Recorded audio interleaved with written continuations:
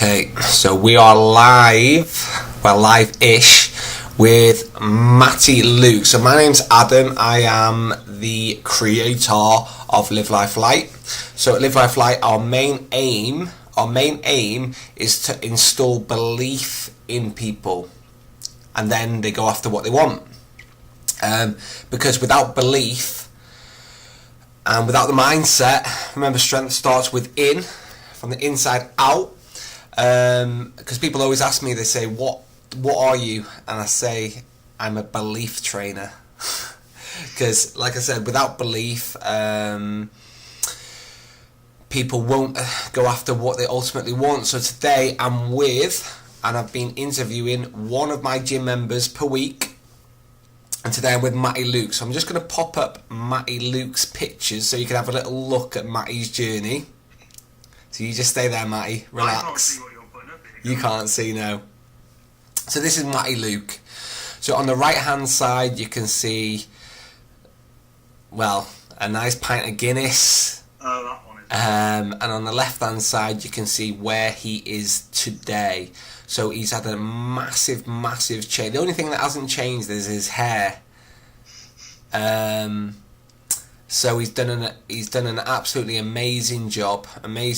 So I'm just gonna, like, me and Matty's asked me what questions I'm gonna ask, and I didn't want to tell him because I just want like a raw interview, just going through a few of the stages of change, really.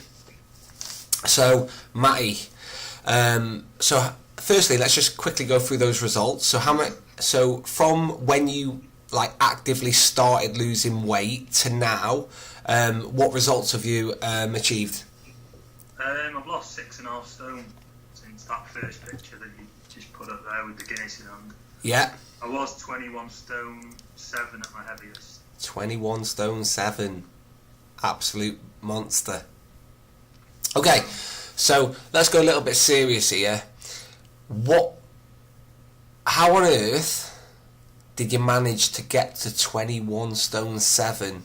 What was happening in your life, your mindset, to let yourself get into that position? Because like now, if you saw someone 21 stone, like basically 22 stone, you'd be like shocked, wouldn't you? Yeah, when I look back now at the pictures, I always say to Joanne, I never actually believed that I was that big. Yeah. I was still going out, I was still playing football, I was still, I've been up and down with my weight a while. It's only since joining Live Life Light that I've got the mindset right to continue. I've set goals, I've hit them, then set more goals. So it just keeps me going, and obviously probably since having the kids, the little ones around a bit more now, and just decided to, but yeah, getting that big I was just eating, I was out drinking. So give me what were your typical habits like? And you don't have to say anything. I would eat absolute shite. I'll be honest with you.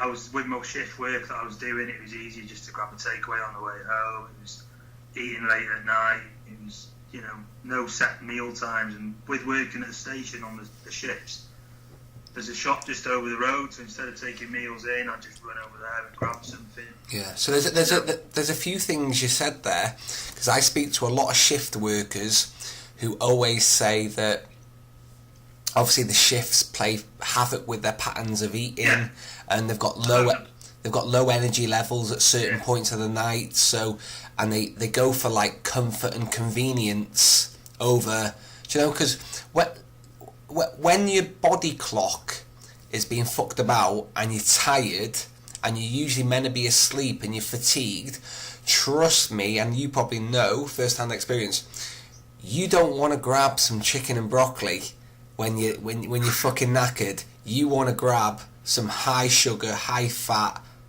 rubbish, basically.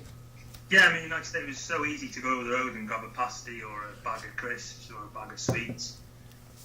Yeah. But it didn't. But now, looking back, meal prep, it takes 4.5 hours of my time up on a Sunday, and I'm set for the week. I know exactly what shifts I'm on, I know when I'm eating, what time I'm having it. So just makes it so much easier. And people say, 4 hours, that's a lot of time. But it's not, because if you actually individually went to go and cook a meal every single day, yeah, do you know what I mean, for those meals, it would take the same amount of time anyway. Yeah, and doing that way, if I was cooking, say, before going out, and going out to work for 7.5 hour shift as it is, plus with training, yeah. If I wasn't doing that 4 hours on a Sunday, then them mornings before going to work after I've been to the gym, when I'm on the late shift, I'd miss spending time with the kids then. Yeah. So obviously at your biggest 22 stone, obviously you must have felt yourself getting bigger and bigger and bigger, and everything must have been getting harder and harder and harder, and people must have been aware of it around you. At what point was if I had a problem with anything in my life, it didn't necessarily have to be weight at all, but surely the people around you did no one take you to one side and say, listen, like, you need to get your shit together, something needs to change? No, see, I followed your page for a while beforehand, and I always tried to watch your videos that you do and stuff like that. I used to think, I'm getting big now, and then it was just one day, I think it was one of the time hops that popped up, and I'd seen it, and then I went and found a recent picture where the picture was we were at one of Joanne's friends' weddings. Yeah. And that's when I seen it, and I stepped on the scales, and I was just like, right, something needs to change. Yeah. So, obviously, I'd done a lot of, I tried to do a bit of, as you know, I tried to do a bit of running to lose a bit of weight to start with. Yeah. And then I was like, I can't afford the gym. And then you see your page, £30, yeah, it's that thing, isn't it? And then £30 a month, I was spending that every week at darts on a Monday. Actually, it is. And so I was like, £30 a month. I thought, if I go 3 times a week to the gym, it's £2.50 a session. Yeah. It is like... And it's amazing, now, I'm listening, when everyone says, I can't afford the gym, I laugh and think, well, you can, because you've got to put yourself... Yeah. I dread to think where I'd be now if I carried on the way I was. I'd probably be in a box. Yeah.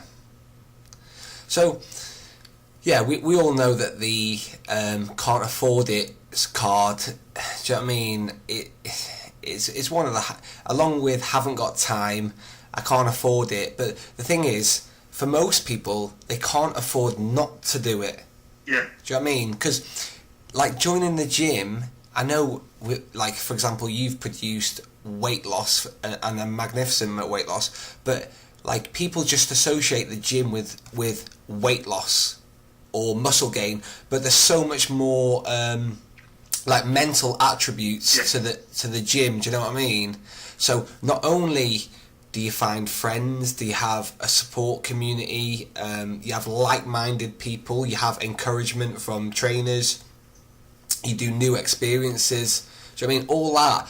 But people just think that it's just about weight loss. You only get weight loss, or you only put on muscle. But there's a massive big thing around it, isn't it? So since you've joined the gym, how have you found it mentally? I would admit that first time when I contacted you about joining it, and you just messaged me straight away back and went, induction tomorrow morning, that was the best thing that happened to me. Because I didn't have time to think about it. It was just, right, I'm going, that's it.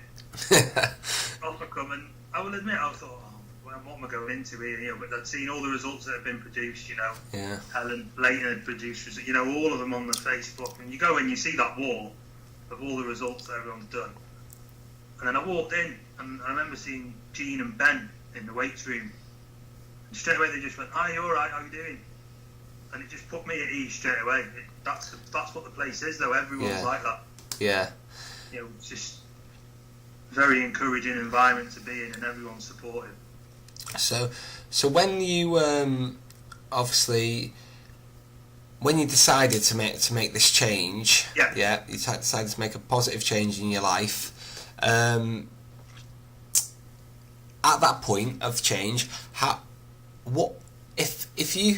do you think people used to think of you at your heaviest? What do you think people's perception of you was? I don't actually know, to be honest. If you had to think, what Well, what? Probably just Matty's a laugh. He'll come out and do anything. You know, if you want a night out, that's Matty. He'll come along. Or Yeah. like a happy. I was quite a bubbly for a big bloke. You know, really happy, bubbly bloke when I was out and having a laugh. Yeah, but Matty, how many big blokes do you know that are really bubbly? Exactly, they're not. It's just No. How many? Most of the jolly people and bubbly people I know, and they always like to laugh and joke. But for most of them, I know that if you're at a certain point and your weight's really heavy, you're not really that happy. No, you're not. No. And it's probably alcohol. It's a false smile, isn't it? Yeah, it's probably an alcohol that's giving people like a false lift. Yeah. Do you know, because you can forget how you are, have a laugh, but then as soon as the alcohol wears off, you're back to fucking reality. Yeah. Yeah, I think it was just like that time when I stepped on the scale and I seen it and I thought it's going to go one way or the other now. Yeah. So I've got to get my shit together and get it done, or I'll be in a box type thing. It'll just be one of them. So, so obviously, you've got kids. Yeah. Yeah. 3 children. So, did you have kids when you're at your worst? Yeah, obviously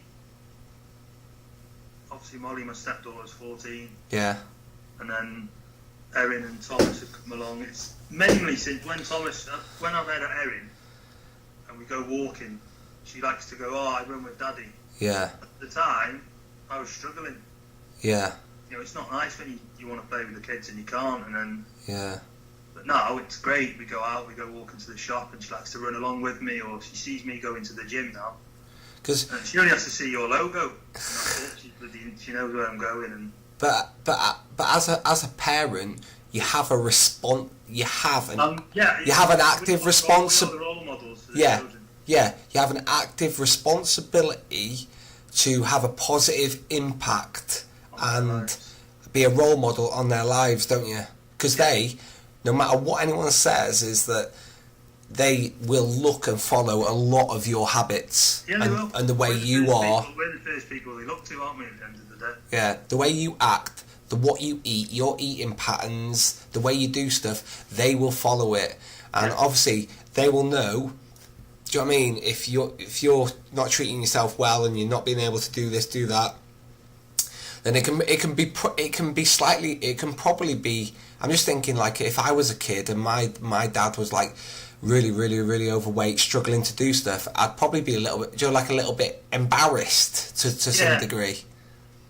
And obviously, I'd want my dad to be fit and healthy, to stay around, and that's part and parcel of it. Like, people just think, let's live for the moment, but there's a lot more moments if you start fucking looking after yourself, isn't there? Yeah, definitely. So let's get off a bit of doom and gloom. Let's talk about you joined the gym. You've been stalking us for a little bit.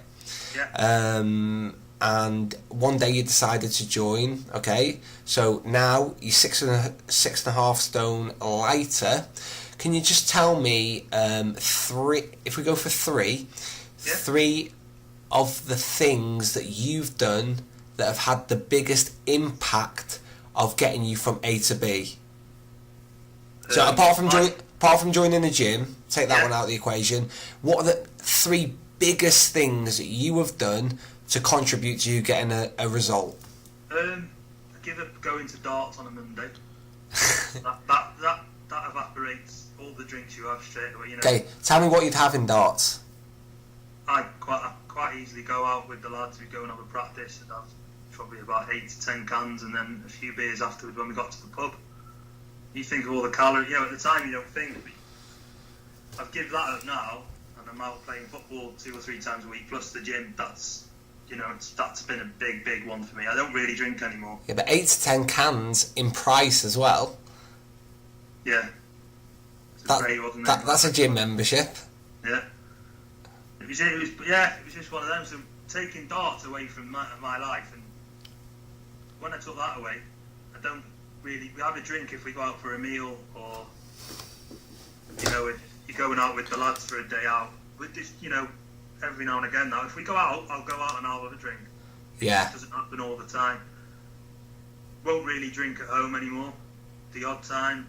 maybe if I feel like I've earned it, I'll think, right, I'll get a couple of bottles in this weekend and just relaxing. Yeah. My fitness pal tracking food, that was a big shock. I done it at first with what I was eating, and you soon realise how much over you are. Yeah, only if you're honest though. Yeah. Well, I was going to be complete. As soon as I walked through that door, mate, that was it. Yeah, but so it's funny. I did a podcast on it this morning. 95% of people lie when they're recording food. Do you know what I mean? So, because obviously people want to protect themselves, don't they? They don't want to look like that they're overeating or overindulging and constantly eating shit. So, like, so many people who are like overweight say to me, "Oh, I don't eat much," when in fact, come on, do you know what I mean? How many people do you know that don't eat much that get bigger and bigger and bigger every year? Yeah. You've got to be honest with yourself, haven't you? So when you filled out MyFitnessPal, to get a true representation, you had to be honest. Yeah, and I was shocked to, beyond belief. Give me an insight of calories. Go on. Roughly. Don't be shy. It depends, because on a bad day you could probably hit 4,000 and it's just shite. Yeah. You think, a bag of crisps here and some for chocolate, but it soon mounts up. Yeah, and that's it. It's not only the calories, it's the quality of the foods, but do you know what I mean? You're playing fucking havoc with your blood sugar levels going up and down, and that's why probably you were constantly craving more sugar, because you were giving yourself a hit and then it was wearing off, then you wanted another hit. I think it come down sometimes comfort eating as well. Uncomfortable eating. Yeah, but obviously now, don't get me wrong. Now, if I'm in work and I think, I'll check my fitness pal. If I've got a few calories left, I'll go and have a bag of crisps if I want one. Or, yeah. Yeah, but it's like you don't have to completely. You don't eradicate it all out of your life. No, because one big thing I had, going back to the question you asked me, was we decided my treat night was a Saturday night, and when I first started, I had a big bag of Sensations crisps every Saturday. Yeah. That was my treat for the week. Yeah. Yeah, it was a treat meal, not. It was, even though that's not a meal, that was my treat. Yeah. But if we were going for a meal, I'd have a treat meal, not a treat day. Yeah. Yeah. So you think like 3 of the biggest contributors to you being successful is, 1, stopping darts because you were boozing and it was needless. Yeah. And you swapped that for football. So you didn't like a lot of people just stop something but they don't replace it. Yeah. So that's a problem there. Because, like, if you just stop doing everything and then your friends will be like, well, where's Matty? Fucking hell, he's gone off the... Do you know what I mean? You still have to socialise and you still have to do stuff, but then you've gone to something more productive, which is football.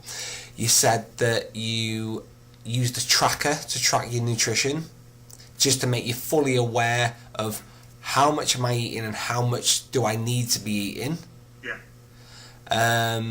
And the other one was... It was the treat night on a Saturday. Oh, the treat night. One of the main things for me has probably been Joanne. Is she there, is she? No, she's down in front with the kids, with Molly. Yeah. The little ones are in bed. When I was in work and I was running low on food, she'd go out and she'd make sure everything was stocked in the fridge. If she, what do you want to eat for tonight? And she'd weigh it all out for me using the scales that we got to make sure it was all spot on and everything. And that's been brilliant. Well, to be honest, I'm in the same category, because if I want to go and train, there's never an issue. If I want to eat a certain way, there's never an issue.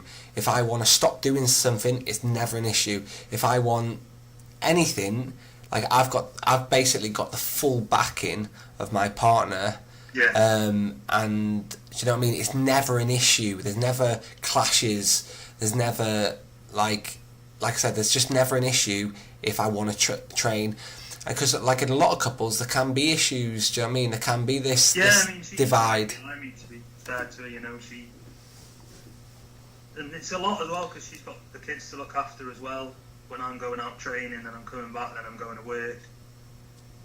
But like if I'm on late now in my shift, I get up at 5:30 every morning, come to the gym for 6 o'clock. I can be home for 7:30 in case she gets called into work at 8 o'clock. It just suits the routine. Finding a routine that suits us all. Yeah, but I bet it feels better for her lying next to a 16 stoner than a 22 stoner. Hey? Yeah. So we've gone through that. Just made myself laugh. Support is massive. So we're at a stage now where you're a lot happier with your body. Where do you foresee like you going over the next 6 to 12 months? Obviously, I've entered the physique competition that you've got going on in the gym. Yeah. I needed something to encourage me to start on the weights side of training. Yeah. So hopefully over 3 months now, this will give me a kickstart to kick into January next year, and then I can keep progressing from there. Obviously, I need to tone up a lot. Yeah. Because one of the problems is when people hit a result. You've got to keep looking. That's one thing I've learned since the gym. There's got to be something. You've got to set something else and keep moving forward to the next one. Yeah. Obviously, I've got Manchester Half Marathon. That's one thing I wanted to get tipped off. Yeah. In a few weeks' time. Then I've got the wedding in February. Yeah. Which is training for. So you've got like basically the Manchester Half. You've got the physique challenge. You've got the wedding. Yeah. So for the next like over 6 months, you've got your focus. Yeah, and obviously I've done some rowing with you, and I've spoke to you about it. That's one thing I'd like to do at some point. You don't. Rowing competition. No. Yeah. Well, what you'll be going through a whole world of pain. Be worth it. So I need to start booking events to keep me focused and on track, really. Yeah, and it's inspiring, isn't it? Yeah. Like we've just seen people doing man versus mountain. We've seen people doing Tough Mudder. And it's inspiring, do you know what I mean? I was stood there on the side of Tough Mudder and I watched people of all ages, all sizes, all abilities fucking dragging their asses round that course, and people did it, do you know what I mean? And they must feel amazing for doing it, the same way you'll feel amazing from always like looking back and seeing your progression of how well you've done. Well, I'm looking, one thing I look like, obviously, you know me, I always keep pictures to see how I'm doing, and I'd like to look back this time next year and see the difference again from where I'm at now. Yeah. No, that's definitely true.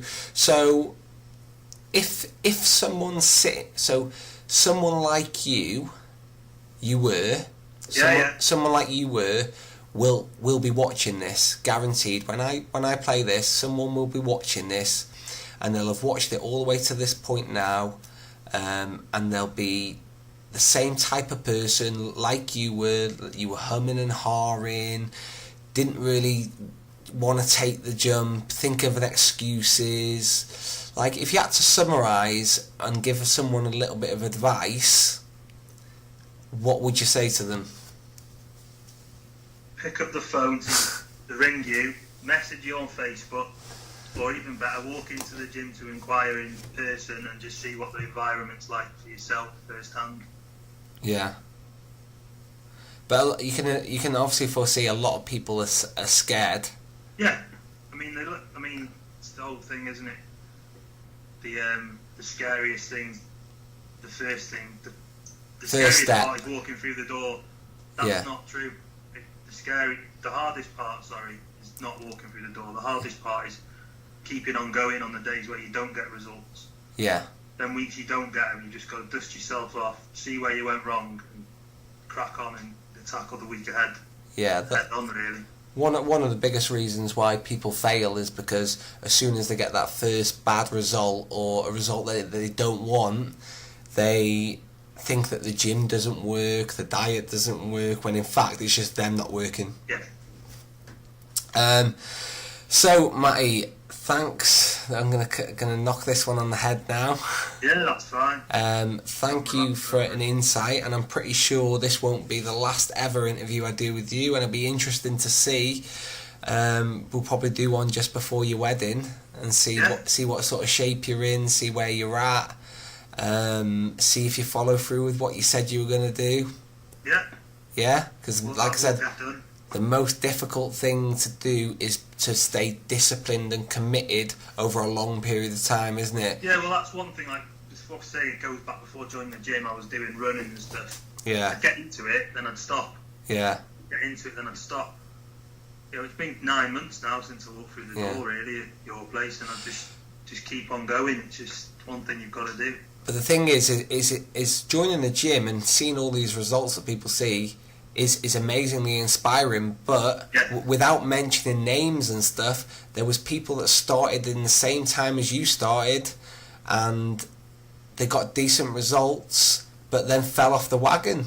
Yeah. You know what I mean? Not everybody's completely successful, and it doesn't matter about your background, your ability, where you come from, what jobs your mum and dad have got, whatever. It doesn't matter about that. Whether someone's successful or not, like, and you and Helen Stocker are classic examples. Like, you two probably didn't have the best ability in the world when you walked in. It's just something here happens, and you consistently turn up, you're consistently there. Do you know what I mean? And if you're not there, you get called out. Yeah, well, you said this one session once, and you bloody called me out. I was like, what the fuck's going on here?